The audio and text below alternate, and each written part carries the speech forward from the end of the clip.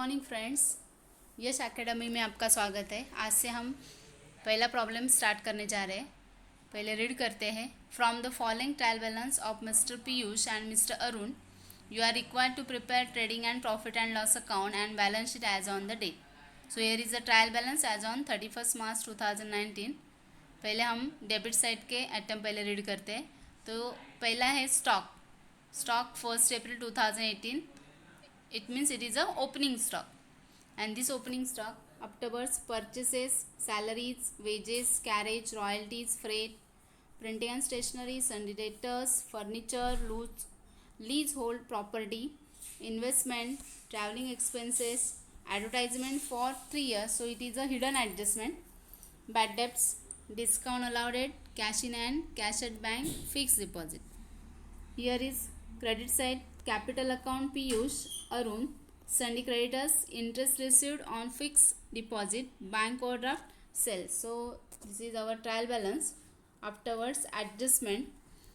Stock on hand on 31st March 2019 was cost price rupees 40,000 and market price rupees 35,000. तो पहली जो adjustment है stock on hand, it means it is a closing stock and this is closing stock as on 31 March 2019। तो यहाँ पे हमें cost price दी है 40,000 and market price दी है 35,000। तो ध्यान में रखना है, जब हम क्लोजिंग स्टॉक की अमाउंट लेते हैं तब हमें वहाँ पे कॉस्ट प्राइस और मार्केट प्राइस दी जाती है। तो उसमें से जो लेस होगी, मतलब जो कम होगी, because closing stock is valued at a cost price and market price which ever is less.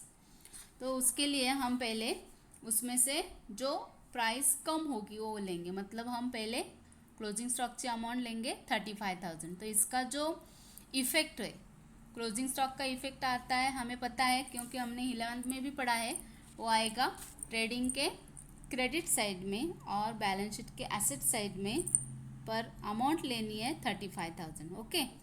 So second one, interest on fix deposit. तो इंटरेस्ट ऑन फिक्स डिपॉजिट हम देखेंगे यहाँ पे, तो हमें जो क्रेडिट साइड में दी गई है, देखो, interest received on fix deposit that is 1,000। तो ये जो इंटरेस्ट फिक्स ऑन डिपॉजिट जो है, इसके ऊपर ये एडजस्टमेंट होगी। उसमें हमें ये जो सेकेंड वाला एडजस्टमेंट है, interest on fix deposit ₹1,200 is still receivable. तो हमें ये interest received on fix deposit जो ट्रायल बैलेंस के क्रेडिट साइड में है, ये हमारा इनकम है, इसलिए हमें उसको प्रॉफिट लॉस के क्रेडिट साइड में इनर कॉलम में लिखना है, क्योंकि उसके ऊपर एडजस्टमेंट है। तो वहाँ पे प्रॉफिट लॉस के क्रेडिट साइड में interest received on fix deposit inner column में हम लिखेंगे 1,000, और जो एडजस्टमेंट है 1,200 की, उसमें हम ऐड करेंगे इंटरेस्ट ऑन फिक्स डिपॉजिट। तो क्रेडिट साइड, प्रॉफिट लॉस के क्रेडिट साइड में interest received on fix deposit आएगा 1,000, उसमें ऐड करेंगे हम इंटरेस्ट दैट इज 1,200। तो टोटल अमाउंट आएगी क्रेडिट कॉलम में, that is the outer column में 2,200। तो एक इफेक्ट हो गया ये। और इसका दूसरा इफेक्ट आएगा, यहाँ पे हम देखेंगे फिक्स डिपॉजिट है, और ये फिक्स डिपॉजिट हम डालते हैं एसेट साइड में, और ये फिक्स डिपॉजिट है एसेट साइड में लिखने के बाद फिक्स डिपॉजिट की अमाउंट है 15,000, और इस फिक्स डिपॉजिट में हमें क्या करना है, जो एडजस्टमेंट इंटरेस्ट की है उसमें ऐड करना है। मतलब fix deposit 15,000 add interest on fix deposit that is 1,200, तो आउटर कॉलम में आएगा 16,200। फिर उसके बाद थर्ड एडजस्टमेंट हमारी है, वो है provide RDD at 2.5% on sundry debtors. तो यहाँ पे हमारा जो सन्डे डेटर्स है वो है 43,000, और सन्डे डेटर्स हम लिखते हैं एसेट साइड में, बैलेंस शीट के एसेट साइड में, वो आएगा 43,000। तो यहाँ पे उसके 43,000 के ऊपर 2.5% हमें RDD निकालना है। तो 43,000 के ऊपर 2.5% मतलब आएगा 1,075। तो हम जब एसेट में लिखेंगे सन्डे डेटर्स 43,000, उसमें से लेस RDD 2.5% 1,075, तो आउटर कॉलम में आएगा 41,925। तो इसका एक इफ़ेक्ट हो गया। और दूसरा इफेक्ट आएगा यहाँ में, हम देखेंगे ये है बैड डेब्ट्स, और ये बैड डेब्ट्स हम लिखते हैं प्रॉफिट लॉस के डेबिट कॉलम में। तो प्रॉफिट लॉस के डेबिट में 500 बैड डेब्ट्स आएगा, वहाँ से आरडीडी जो है हमने जो सन्नी डेटर्स में से लेस किया था वो यहाँ पे ऐड हो जाएगा। तो हम यहाँ पे बैड डेब्ट्स 500 प्रॉफिट लॉस के डेबिट में लिखेंगे और उसमें ऐड आरडीडी करेंगे, मतलब ये न्यू आरडीडी है, न्यू रिजर्व है, वो है 1075। तो हमारा आउटर कॉलम में अमाउंट आएगा प्रॉफिट लॉस के डेबिट में 1575। फिर इसके बाद जो फोर्थ वाली एडजस्टमेंट है डेप्रिसिएट फर्नीचर, तो ये एडजस्टमेंट हमारी होगी, यहाँ पे जो फर्नीचर लिखा है ये फर्नीचर हमारा है 20,200, तो डेप्रिसिएशन उसके ऊपर 5% निकालना है। तो ये फर्नीचर है, वो फर्नीचर हम एसेट बैलेंस शीट के एसेट साइड में लिखते हैं इनर कॉलम में, बिकॉज देयर इज एडजस्टमेंट। तो राइट डाउन इनर कॉलम 20,200, तो डेप्रिसिएशन 5% उसमें से लेस करना है, तो लेस डेप्रिसिएशन 20,200 के ऊपर आएगा 1010, तो उसमें से कट करेंगे, डिडक्ट करेंगे और लेस करेंगे, तो आउटर कॉलम में अमाउंट आएगी 19,190।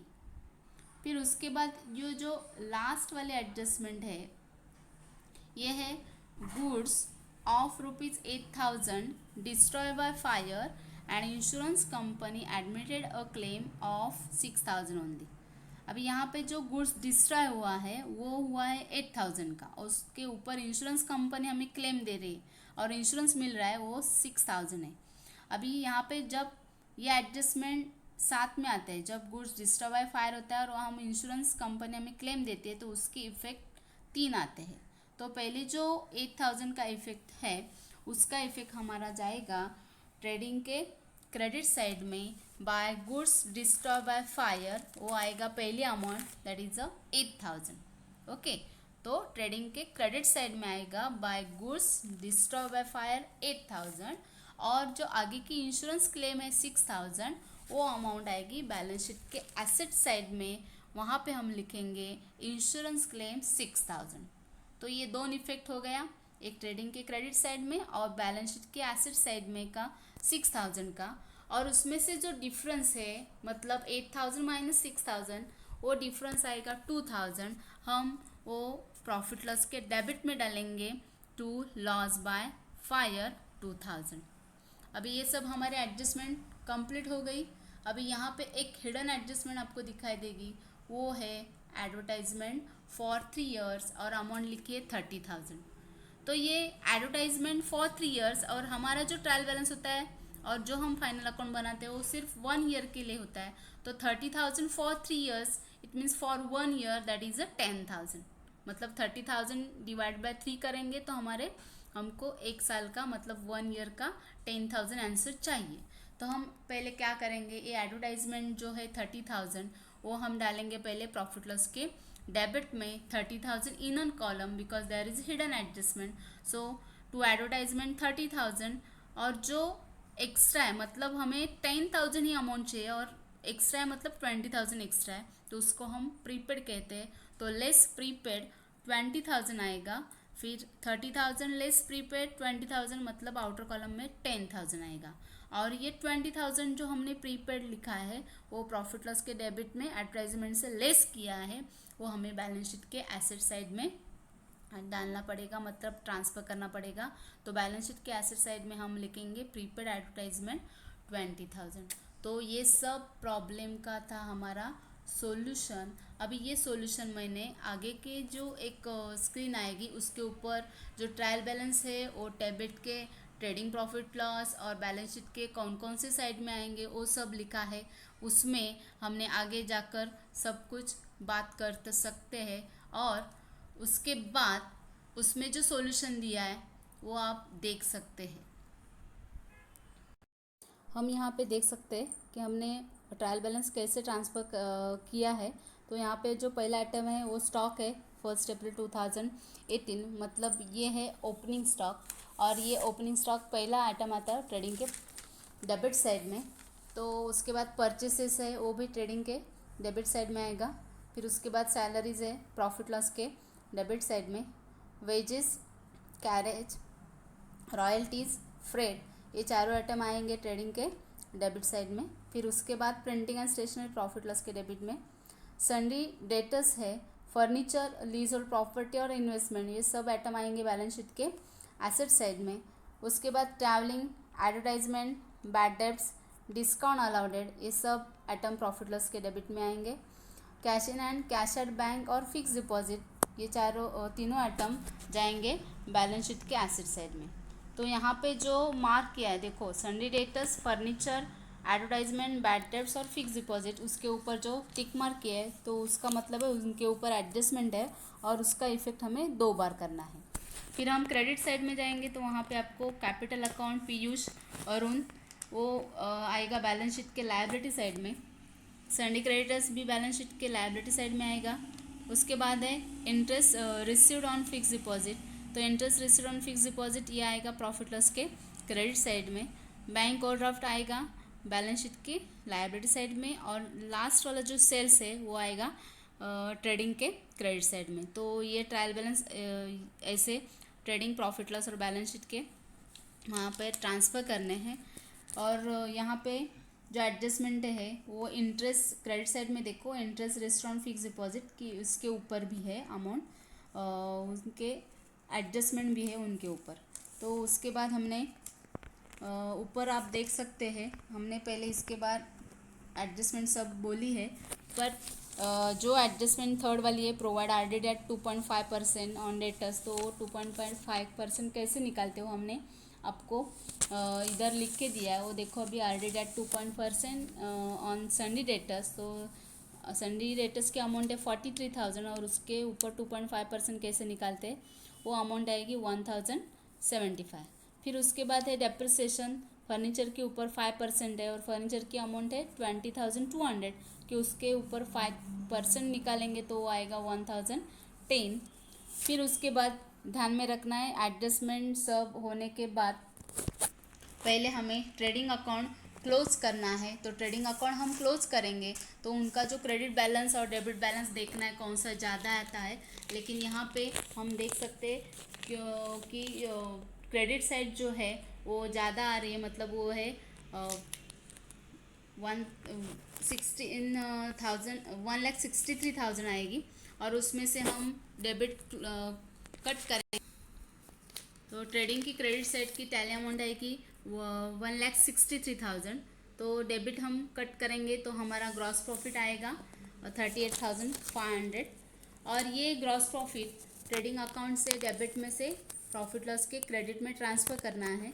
तो प्रॉफिट लॉस के क्रेडिट साइड में ग्रॉस प्रॉफिट आएगा 38,500 और जो इसके प्रॉफिट लॉस के क्रेडिट में जो हमने एक एडजस्टमेंट की थी interest received on fix deposit, तो वो अमाउंट आएगी 2,200। तो ये प्रॉफिट लॉस की टैली अमाउंट भी आ जाएगी 40,700। तो 40,700 जो टैली अमाउंट है उसमें से डेबिट हम कट करेंगे तो हमारे यहाँ पे नेट प्रॉफिट दिखाई देगा आपको 14,815 और ये 14,815 हमें पीयूष और अरुण में कंट्रीब्यूट करना है। और यहाँ पे कुछ रेशो जो है वो दिया नहीं है, मतलब ये इक्वल रेशो है। तो यहाँ पे देखो हम देख सकते हैं नेट प्रॉफिट आ गया हमारा 14,815।